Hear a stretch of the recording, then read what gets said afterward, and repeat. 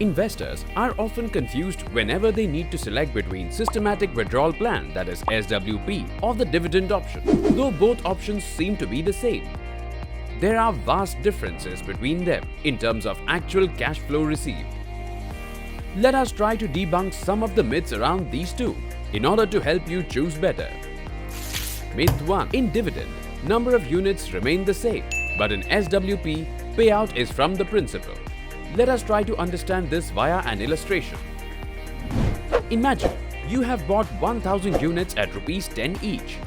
Assuming 10% return, the value of each unit is Rs 11, and the total value of your investment is now Rs 11,000.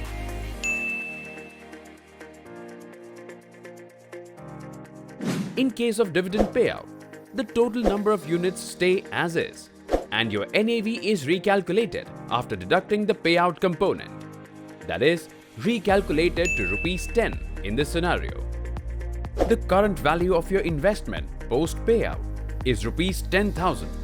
That is, 1000 units into Rs 10. In case of an SWP, the NAV stays as is, and a certain number of units are redeemed for the payout of Rs 1000 basis the prevailing NAV of Rs 11. That is, number of units will be reduced to 909.09. The current value of your investment post payout is Rs 10,000. Even though the number of units have reduced post the SWP, the current value has not been affected. Myth 2. Dividend is a far more tax-efficient way of getting cash flow.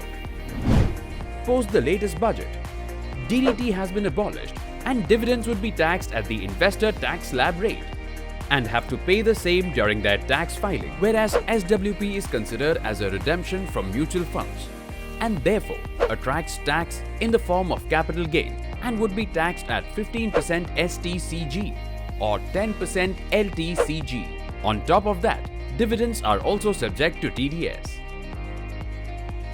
This shows that SWP has become a more tax-efficient option post the abolishment of DDT. Myth 3. Cash flows are better under dividend and taxes are levied on profits only. Let us see how the new tax laws affect the cash flow under both options. Assuming that you invest 10 lakh rupees in an equity-oriented scheme on April 1st, 2020 and the scheme grows at 12% per annum and a cash flow requirement of 6% per annum.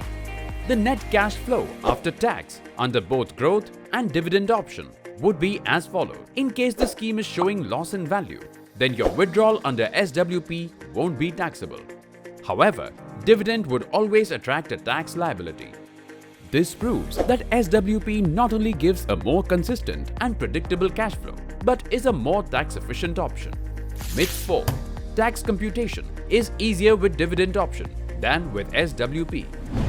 Changes in the tax laws means dividend is not tax-free anymore, and investors will now have to file for the same during each tax filing year like any other income. In respect to the SWP, all the investor has to do is request the AMC for capital gain statement for tax filing purposes. It's that easy. And that's not all. Choosing SWP option also has various other benefits. So don't believe in myth. Stay updated with latest in investment and consider Systematic Withdrawal Plan by ICICI Prudential Mutual Funds. Mutual fund investments are subject to market risks. Read all scheme-related documents carefully.